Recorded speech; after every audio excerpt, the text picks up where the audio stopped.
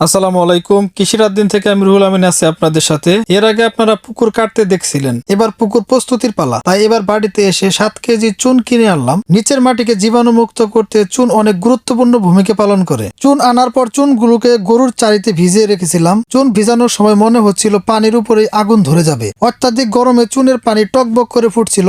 চুন গলার সময় মুড়ির মতো ঠাস ঠাস শব্দ করে, তাই উপরে একটি ঢিস দিয়ে রাখলাম। সারা রাত চুনগুলোকে এভাবে ভিজিয়ে রাখছিলাম। সকালবেলা চুনগুলোকে ঘুটে ভালোভাবে মিশিয়ে নিলাম। এরপর বালতিতে তুলে পুকুরের দিক রওনা হলাম। এই যে দূরে যে গাছগুলো দেখতে পাচ্ছেন, সেখানেই আমার পুকুর। যেতে যেতে মনে হচ্ছিল পুকুরের পাড়ে ঘাসগুলো ঝুড়ে দেওয়া দরকার। গাছগুলো এমন ভাবে আমার পুকুরের দিকে এসেছিল যে আমার পুকুর পুরোটাতেই ছায়া পড়ে থাকতো, আর গাছের পাতা ঝরাতো রয়েছেই। গাছের পাতা পুকুরের পানিকে নষ্ট করে দেয়, তাই পানি দেওয়ার আগে সব ধরনের সতর্কতা অবলম্বন করছি। গাছ জুড়ে দেওয়ার পর এবার এলাম পুকুরে চুন ছিটিয়ে দিতে। উপর থেকে নিচে, ডান থেকে বামে সব জায়গাতেই ভালোভাবে চুন ছিটিয়ে দিলাম। ইনশাল্লাহ কয়েকদিন পর পুকুরে পানি দিয়ে দেওয়া হবে। আজ এ পর্যন্তই। সবাই ভালো থাকবেন, সুস্থ থাকবেন। আসসালামু আলাইকুম।